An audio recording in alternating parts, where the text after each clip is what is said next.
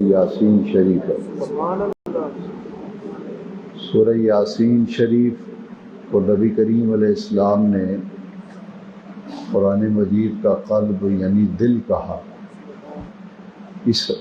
سورہ کے بارے میں حدیث شریف میں ہے، نبی کریم علیہ السلام نے فرمایا تمہارے وہ لوگ جن پر نزع کا عالم طاری ہو اور موت بالکل ان کے قریب آ گئی ہو، جان کنی کا مرحلہ ہو، تو اس وقت اگر سورہ یاسین شریف ان کے پاس بیٹھ کے پڑھی جائے تو اللہ تبارک و تعالی ان کے لیے موت کی سختیاں جو ہیں وہ آسان فرما دیتا ہے، اور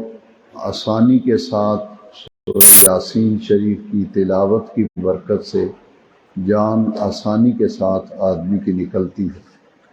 اسی لیے امت میں یہ معمول چلا آ رہا ہے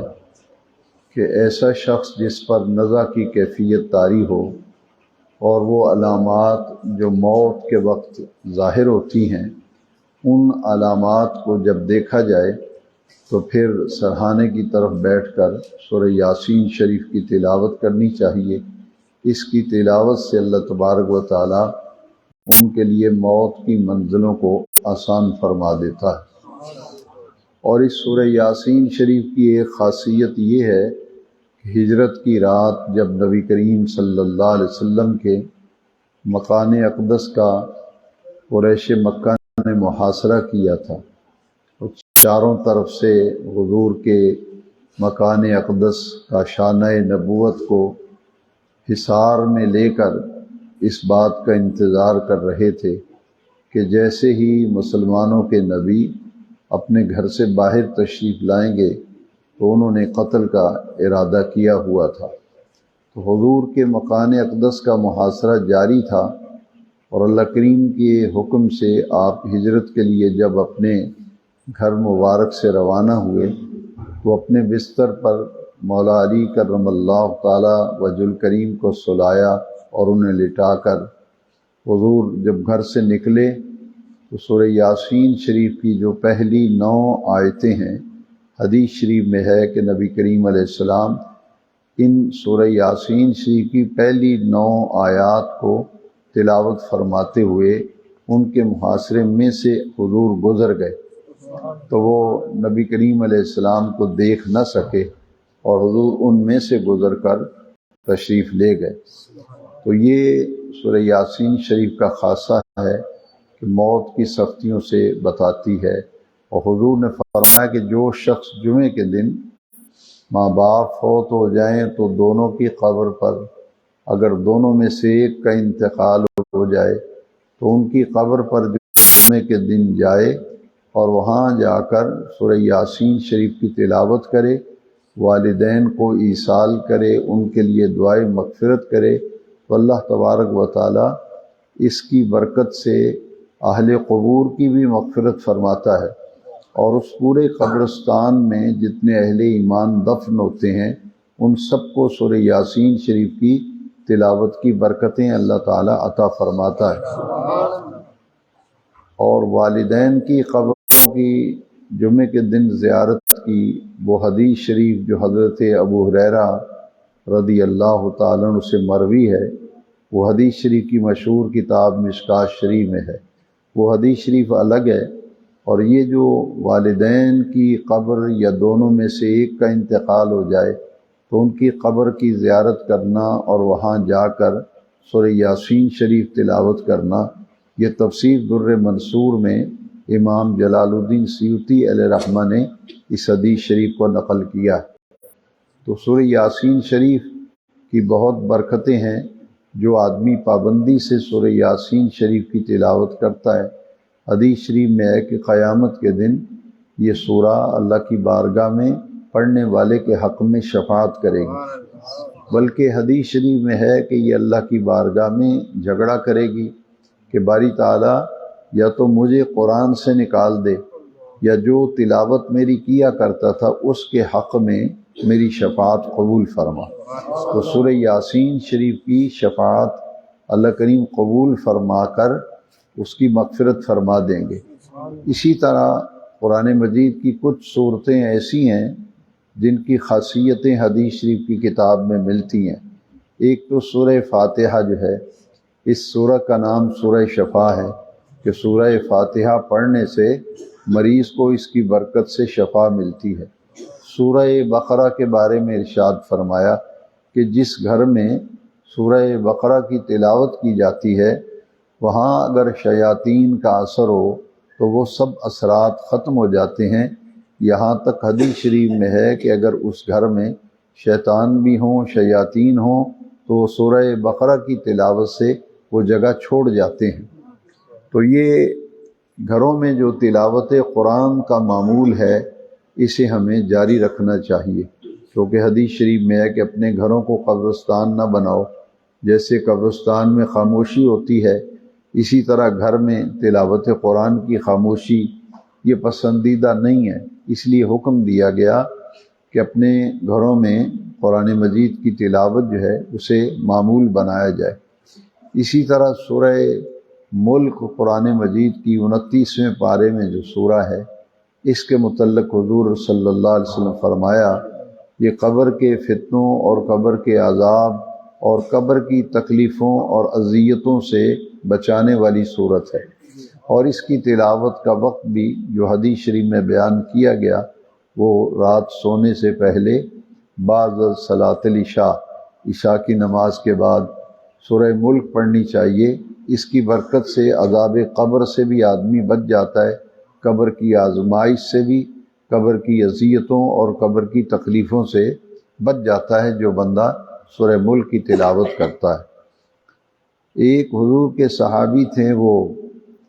سفر پہ کہیں تشریف لے گئے، تجارت کا سفر تھا ان کا۔ جب واپس آئے تو واپسی پہ انہوں نے کچھ دیر آرام کرنے کے لیے ایک ریگستان میں، صحرا میں اپنا خیمہ نصب کیا کہ یہاں کچھ لمحے میں آرام کروں گا۔ جب وہ خیمہ نصب کر کے خیمے میں آرام کے لیے لیٹے تو ان کے کانوں میں سورہ ملک کی تلاوت کی آواز آ رہی تھی۔ اپنے خیمے سے باہر نکل کر انہوں نے چاروں طرف دیکھا، لیکن کہیں سے بھی کوئی تلاوت کرنے والا نظر نہیں آیا، لیکن تلاوت کی آواز متواتر آ رہی تھی۔ پھر چاروں طرف دیکھا کہ ریگستان ہے، صحرا ہے، بستی بھی کوئی نہیں، آبادی بھی کوئی نہیں، کسی انسان کا دور دور تک نام و نشان نہیں،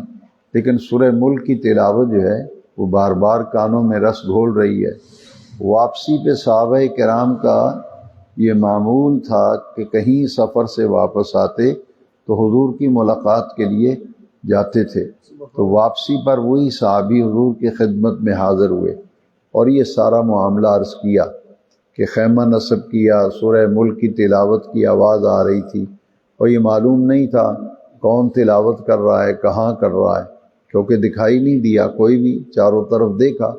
تو نبی کریم صلی اللہ علیہ وسلم نے اس عقدے کو حل فرمایا جس جگہ پہ تو نے اپنا خیمہ نصب کیا تھا چند گھڑیاں سستانے کے لیے، استراحت کے لیے، آرام کے لیے خیمہ نصب کیا تھا، اس جگہ پر میرے ایک امتی کی قبر تھی جو اپنی قبر میں سورہ ملک کی تلاوت کر رہا تھا، اور وہ اپنی قبر میں تلاوت کر رہا تھا، اس کی آواز تو سنتا تھا۔ تو پوچھا نبی کریم علیہ السلام سے کہ اس شخص کی قبر اور وہاں سورہ ملک کی تلاوت، تو حضور نے فرمایا یہ ایسا آدمی تھا جو ہر رات سونے سے پہلے سورہ ملک کی تلاوت کر کے سوتا تھا،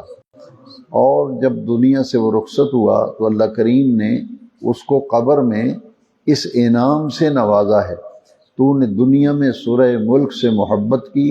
اور بلا ناغہ اس کی تو تلاوت کیا کرتا تھا، اب قبر کے اندر تجھے اجازت دی جاتی ہے، قیامت تک تجھے رخصت دی گئی ہے، تو اپنی قبر میں سورہ ملک کی تلاوت کیا کر۔ فرمایا وہ اپنی قبر میں سورہ ملک کی تلاوت کر رہا تھا جس کی آواز تو نے سنی ہے۔ تو قرآن مجید میں جو مکی صورتیں ہیں، سورہ یاسین شریف چونکہ مکی صورت ہے،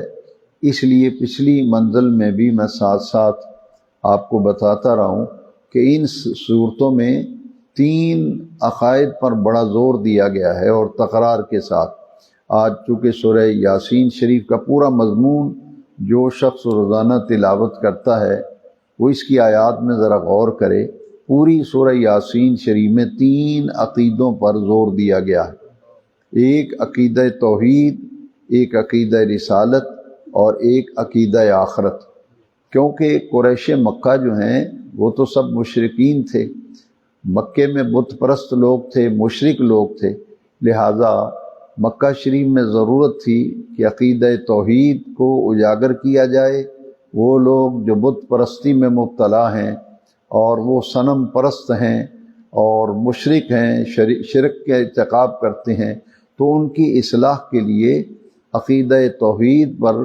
مکی صورتوں کے اندر بڑی ہی تاکید آئی۔ پھر عقیدہ رسالت، تاکہ وہ ایک اللہ کی عبادت و بندگی پر آمادہ ہو کر اللہ کی ذات پر ایمان لائیں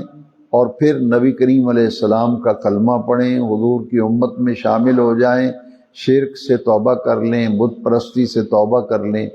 اور پھر حضور کی امت میں آ کر کلمہ پڑھ کر جب امت میں شامل ہو جائیں گے تو پھر ان کا عقیدہ آخرت جو ہے وہ بھی پختہ ہو جائے گا۔ لہٰذا سورہ یاسین شریف کے جو مضامین ہیں ترتیب کے اعتبار سے اس میں تین عقائد پر زیادہ زور دیا گیا ہے، اور زیادہ آیتیں عقیدہ توحید پہ مبنی ہیں، عقیدہ رسالت پہ مبنی ہیں، اور آخرت کے حوالے سے اس میں بڑا زور دیا گیا۔ ایک آدمی تھا جو کہ مٹی، ایک ہڈی بوسیدہ لے کر، پرانی ہڈی اور بوسیدہ سی، وہ لے کر لوگوں کے پاس جاتا تھا۔ اس کا مشن ہی یہ تھا، دکانوں پہ جانا، ڈیروں پہ جانا، جہاں چار لوگ اکٹھے بیٹھے ہوتے تھے، وہ جا کر کہتا تھا کہ دیکھو یہ مسلمانوں کے نبی کہتے ہیں کہ قبروں سے لوگ اٹھائے جائیں گے، قیامت آئے گی تو لوگ زندہ کیے جائیں گے۔ تو سفید ہو گئی تھی ہڈی، وہ لوگوں کو دکھاتا کہ دیکھو یہ سفید ہڈی ہے، یہ کیسے زندہ ہوگی؟ یہ تو بات عقل کے خلاف ہے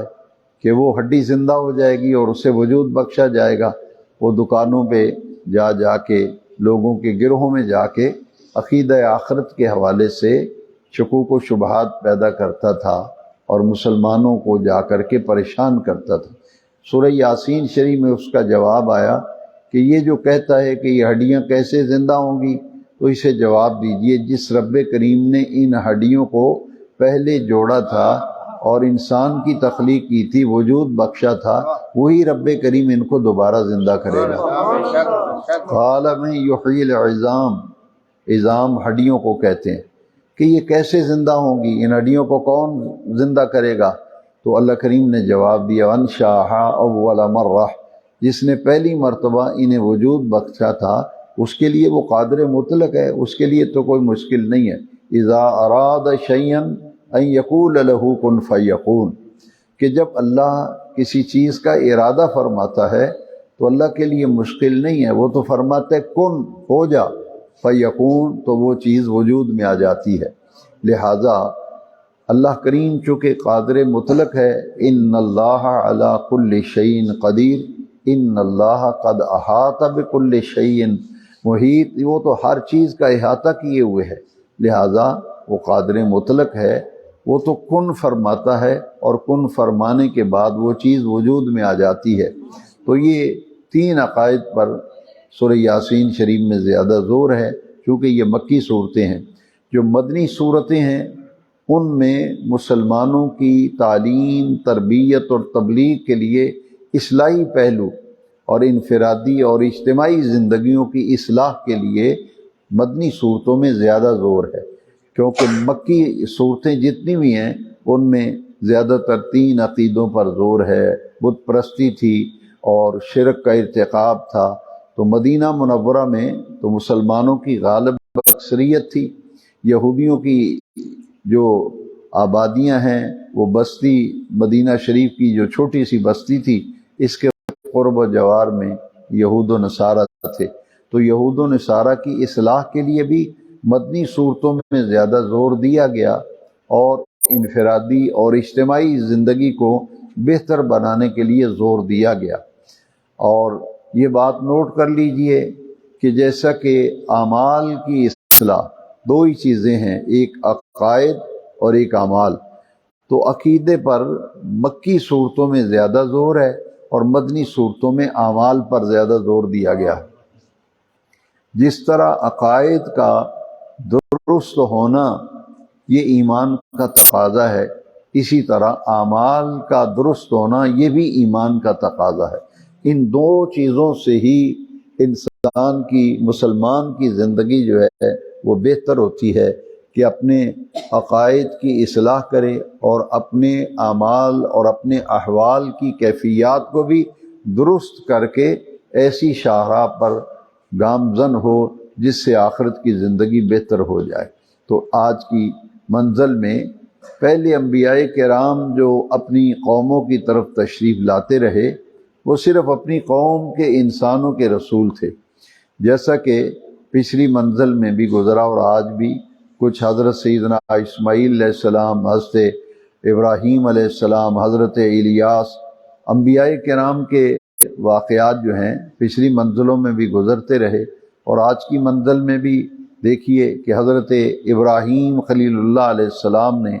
بڑھاپے کی عمر میں اپنے رب کریم سے اولاد کی دعا مانگی تھی۔ اس سے پہلے تو آپ نے دعا ہی نہیں مانگی، اور حضرت زکریا علیہ السلام نے بھی عمر کے اس حصے میں دعا مانگی تھی جس میں اولاد عمومی طور پر نہیں ہوتی، لیکن آپ نے یہ دعا مانگی تھی حضرت مریم کے حجرہ اعتکاف، حجرہ عبادت میں کھڑے ہو کے سیدنا زکریا علیہ السلام نے اللہ کریم سے اولاد مانگی تھی کہ اگر مریم کو بے موسم کے پھل تو عطا فرماتا ہے تو میری اولاد کے ہونے کا موسم اور وقت تو گزر چکا، لیکن تو بے موسم کی پھل دینے پہ قادر ہے تو میں بے موسم کی اولاد بھی مانگتا ہوں، کہ عمر تو وہ نہیں ہے لیکن تیری بارگاہ میں کوئی مشکل نہیں۔ تو رب ذوالجلال نے حضرت زکریا علیہ السلام کو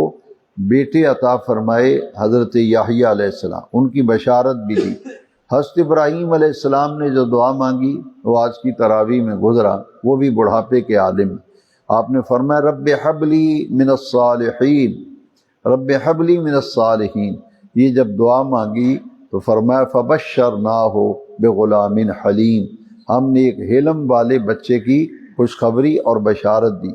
اور انہی کی قربانی کا حکم آیا تھا۔ حضرت اسماعیل علیہ السلام جو بڑھاپے کی عمر میں مانگنے پر اللہ کریم نے حضرت ابراہیم علیہ السلام کو نوازا تھا حضرت اسماعیل کے وجود سے، تو جب یہ اپنے والد ماجد کے ساتھ زندگی کی دوڑ میں ساتھ چلنے کے قابل ہوئے تو اس وقت پھر ان کی قربانی کا حکم آیا تھا۔ فلما بلغ معه السعي قال يا بني انی ارى في المنام انی اذبحك فانظر ماذا ترى۔ تو یہ قربانی وادی منا کے اندر حضرت ابراہیم علیہ السلام نے حضرت اسماعیل کی قربانی کا جب ارادہ کیا اور لے جا کر کے منا میں انہیں لٹا دیا، اور اللہ کریم نے جنت میں سے ایک مینڈا بھیجا اور اسماعیل علیہ السلام کی جگہ اسے لٹایا۔ چھری چلائی تھی اسماعیل علیہ السلام کی گلے پر، لیکن وہ چلی اس مینڈے کی گردن پر، اور اسماعیل علیہ السلام کو اٹھا کر کے حضرت جبریل نے یوں کھڑا کر دیا۔ جب قربانی کی تو آنکھوں پہ پٹی باندھی ہوئی تھی اور خون کا ایک فوارہ جب نکلا تو آپ نے دل ہی دل میں اللہ کا شکر ادا کیا کہ میں نے جو قربانی کی تھی وہ قبول ہو گئی ہے۔ جب آنکھوں سے کپڑا ہٹا کے دیکھا تو سیدنا اسماعیل علیہ السلام مسکرا رہے ہیں اور ان کی جگہ پہ مینڈا ذبح ہوا پڑا ہے۔ تو یہ اصل میں یہ قربانی اس لیے اللہ کریم نے حکم دیا تھا کہ بڑھاپے کی عمر میں جو بچہ ملا ہے میری رضا کے لیے اس کی بھی قربانی دیتے ہیں یا نہیں دیتے۔ تو اپنی محبوب ترین شے قربان کرنے کا حکم ہوا تھا، تو حضرت اسماعیل علیہ السلام نے قربانی دینے کے لیے تیاری کی اور آمادگی ظاہر فرمائی۔ اسی لیے آپ نے فرمایا یا ابت فعل ما تؤمر ستجدنی انشاءاللہ من الصابرین، آپ میری قربانی کر دیجئے، میری فکر نہ کریں، ستجدنی انشاءاللہ من الصابرین، آپ ان قریب مجھے صبر کرنے والوں میں سے پائیں گے۔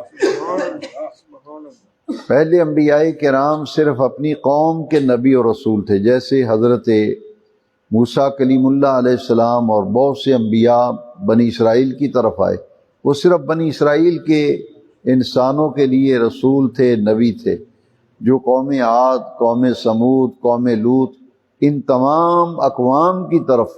جو نبی رسول آئے وہ صرف اپنی قوم اور اپنے زمانے کے لوگوں کے لیے ہی نبی اور رسول تھے۔ لیکن حضور کی جو رسالت ہے یہ ہمہ گیر ہے۔ آج کی نماز تراویح میں حضور کی رسالت کے ہمہ گیر ہونے کے حوالے سے وہ پہلو پڑھا گیا کہ حضرت آدم علیہ السلام سے لے کر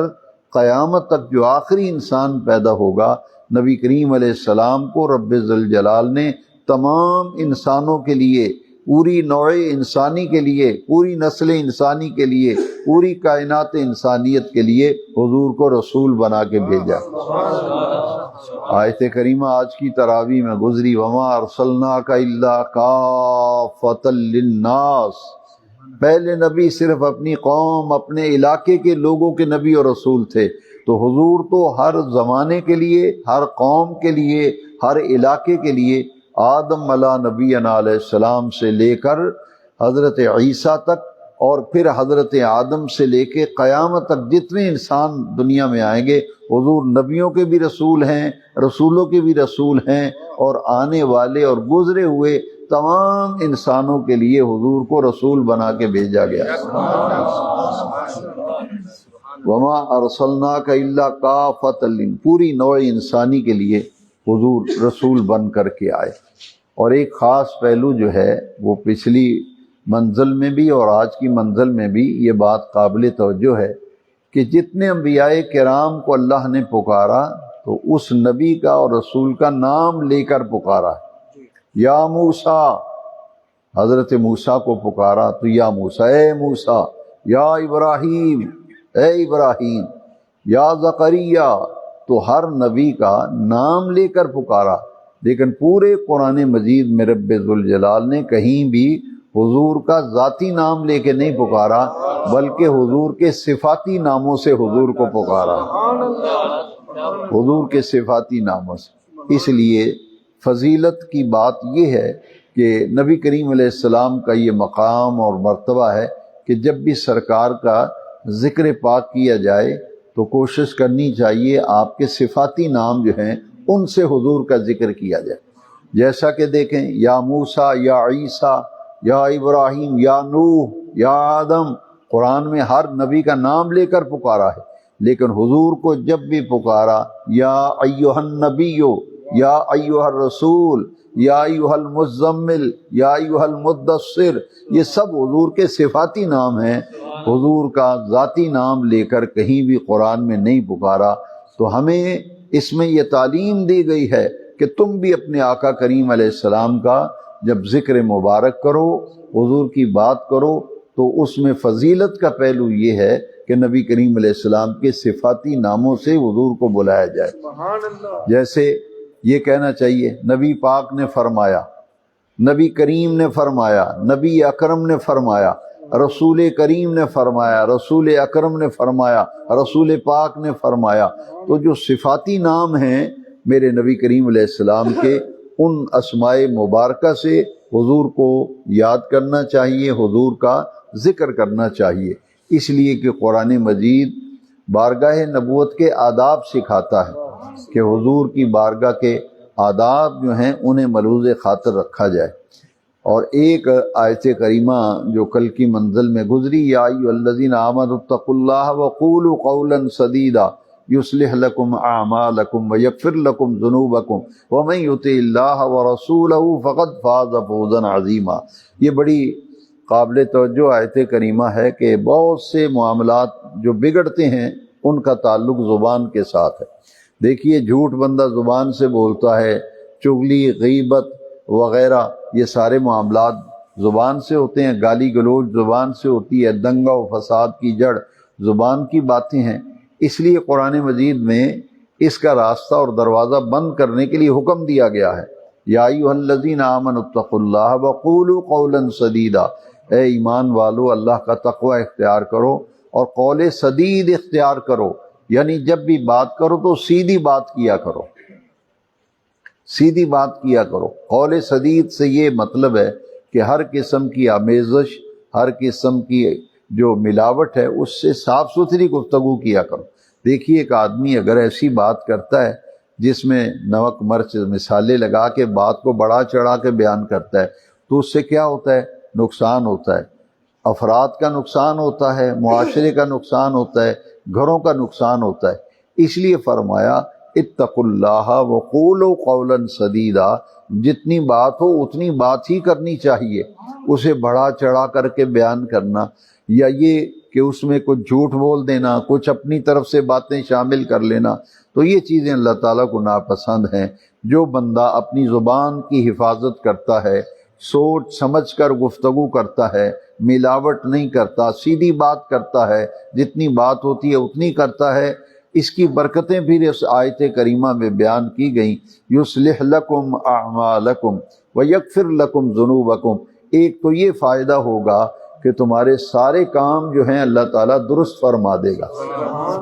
جتنے بھی کام بگڑے ہوئے ہیں وہ زبان کی حفاظت سے صحیح ہو جائیں گے۔ وَيَغْفِرْ لَكُمْ ذُنُوبَكُمْ، اور اس سے بڑا انعام یہ ہے کہ تمہارے گناہ بھی معاف ہو جائیں گے۔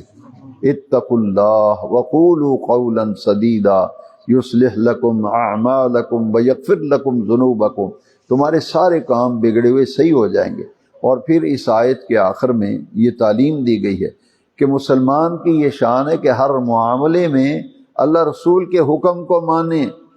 ہر معاملے میں دیکھے کہ اس بارے میں اللہ کریم کا کیا حکم ہے، اس کے رسول کا کیا حکم ہے۔ من یطع اللہ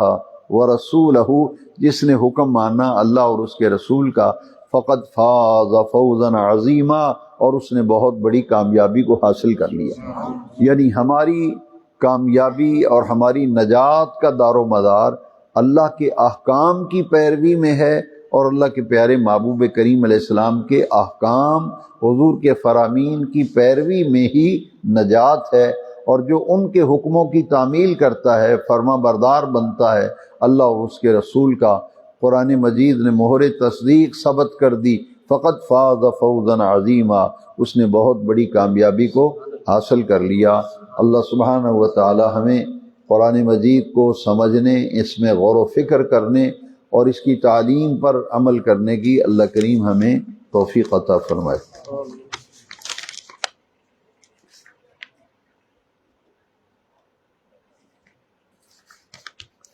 یہ سوال آیا ہے کہ